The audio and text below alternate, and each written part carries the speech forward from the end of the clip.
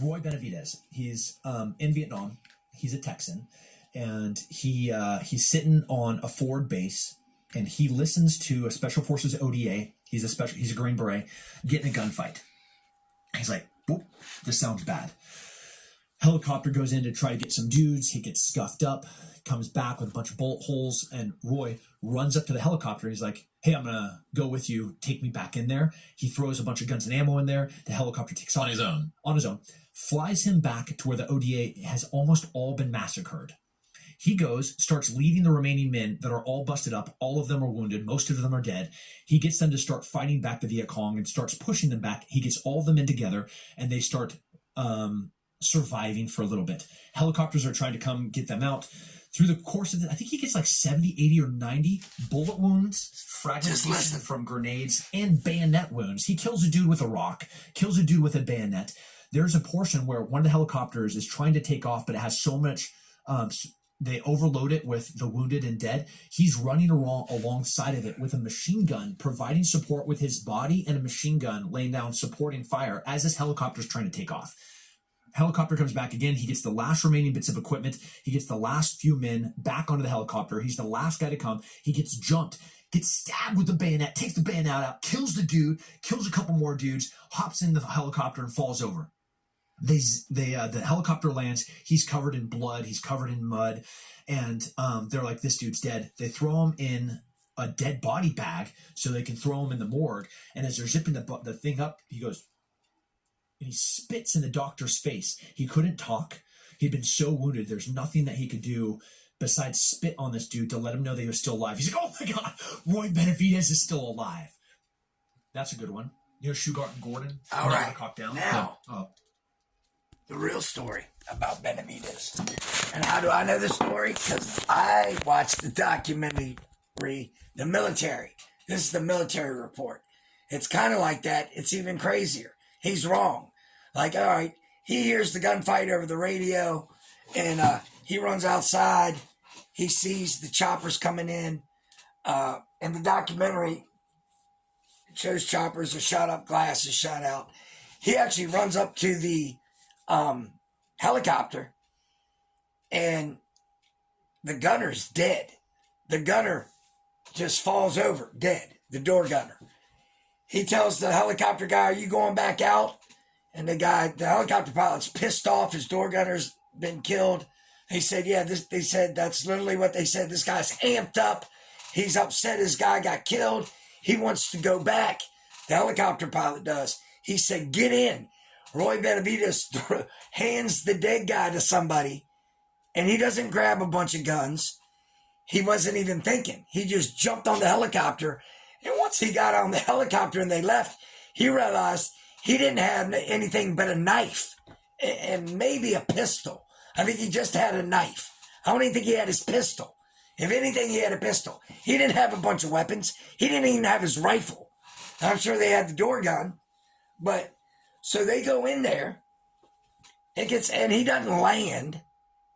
They go in. They get all shot up again. The helicopter goes out.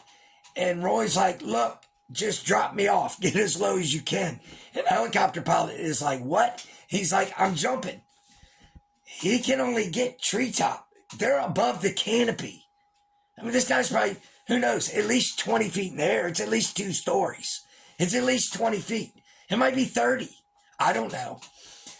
But he is above the canopy. They're right above it. But still, you're at the top of the canopy. The tallest trees. And this is Vietnam. So those trees are 20 foot tall. You know they are. He drops through the trees, the canopy, wham, slams on the ground. No parachute, obviously. He just jumps out the helicopter. No gun. No gun. He had no, I remember that. They said he didn't have a gun. He had a knife. That was it. He didn't even have a gun. He jumped out the helicopter, goes crashing to the canopy, wham, slams on the ground. And they're surrounded, by the way, this like recon team that's, a platoon, whatever. It's like 17 guys. It's less than 20. 12 to 17. I forget what they said. Maybe it was 18. But they're surrounded by a battalion. 1,000 Vietnamese, North Vietnamese. or Viet Cong or whatever, and I think it was NVA they were surrounded by. Either way, they're surrounded by a battalion. It's 1,000 against 18. And he just jumps out of a helicopter with a knife, hits the ground, and he's completely surrounded. And they said he just starts running through the woods because all he's got is a knife. And he knows he's running towards where the men are, or they had smoke popped, whatever. So he knows where the Americans are, and he's running towards them. And they don't even shoot at him at first because they're like, what the hell? This guy just falls out of a helicopter, hits the ground, jumps up, and starts running. They're like, what? So they start shooting at him, and I'm pretty sure, immediately shot. Like immediately. Like in the leg, and,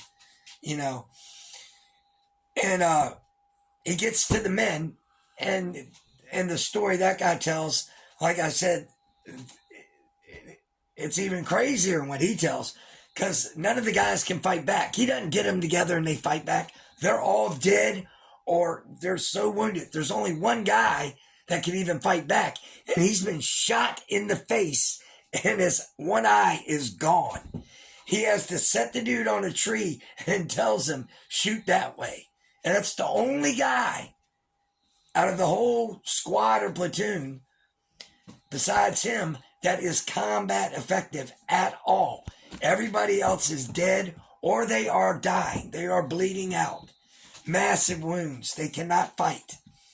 So you got one guy with one eye shooting and you against 1,000. And he drags them all to a different spot that's got more cover. And he's picking up dead guys' guns. He's killing people along the way. They're completely surrounded. I'm sure he picked up some of the Marines' guns, used all those, and as they advance or maneuver, he's killing guys picking up AK-47s. And he does. They don't say nothing about him running by a helicopter, none of that shit. One of the helicopters got blown up, and he got knocked out, hit by a grenade, woke back up, kept fighting. One of the helicopters loaded full of wounded and got blown up is what happened. He got hit by a grenade or a mortar or something. It got blown up. And when he came to, he was on the ground. He trying to save. Most of them are dead, saved a few. And he finally gets out. And the reason, right at the end, he's running, and Vietnamese hits him with a rifle in the face and breaks his jaw and knocks him down. And then he hits him again with the rifle butt, and he stabs him with the freaking bayonet more than once. It doesn't say on which time, but he's stabbing him. And one of the times when he stabs him, Roy Benavidez grabs the bayonet, pulls it out, takes it from him, and kills him. So that's why he had to spit at the end. His jaw was broke. That's why he couldn't talk. His jaw was broken so bad. So he jumps in the helicopter. They all get away. And not all of them. Most of them are dead. I mean, most of them died, I'm sure. Most of them were dead. He had to leave his best friend. That's right at the end. He was trying to recover his best friend's dead body.